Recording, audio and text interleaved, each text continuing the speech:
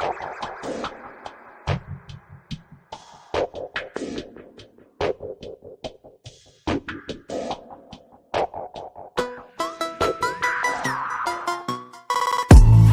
everyone. Welcome to our YouTube channel.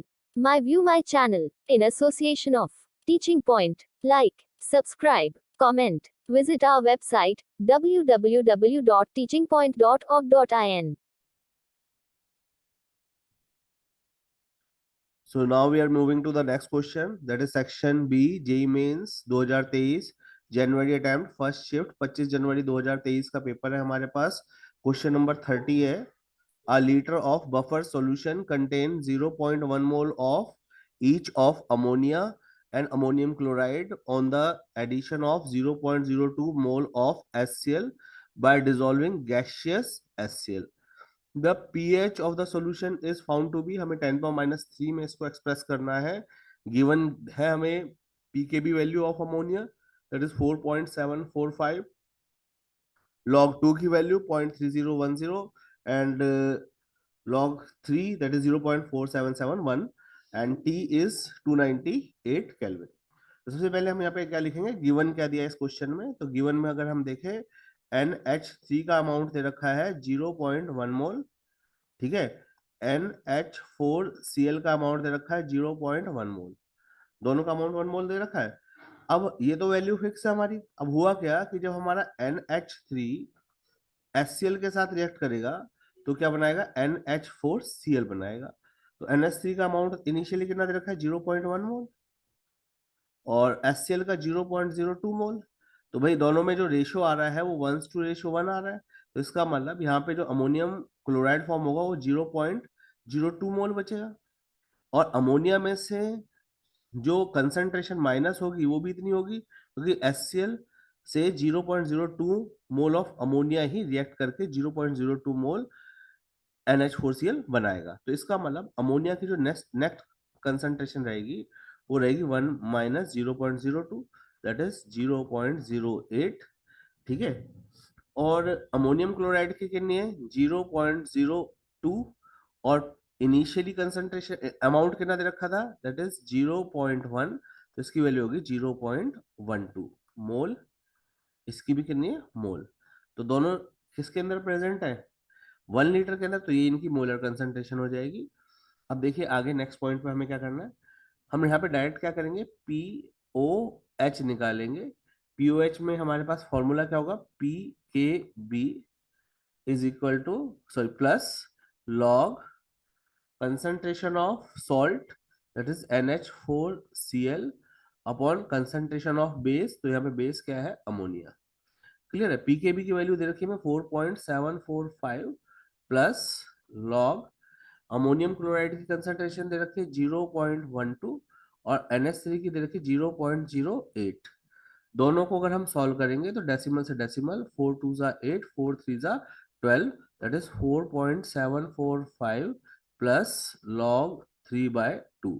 Log 3/2 की value हम put कर देंगे 4.745 प्लस लॉग 3 माइनस लॉग 2, तो वैल्यू कितनी है 4.745 प्लस लॉग 3 की वैल्यू है दैट इज 0.477 गिवन है क्वेश्चन में माइनस 0.301। क्लियर है। तो 4.745 प्लस में आएगी वैल्यू दैट इज 0.176, यही आएगी। तो ऐड कर दो इसको, तो इसकी वैल्यू कितनी आएगी भाई, ऐड करो शाबाश, कितनी वैल्यू आएगी, ये आ गया 4.569, ये आएगी ना भाई, 4.569 नहीं आएगी, ये आएगी 4.745, ठीक है, और 0.176, तो कितनी वैल्यू आ जाएगी चेक करो भाई, यहाँ पे ये आ जाएगी आपकी 6 5 11 7 4 11 12 2 1 और यहाँ पे आ गया 8 और 1 9, 4.921 आएगी, ठीक है।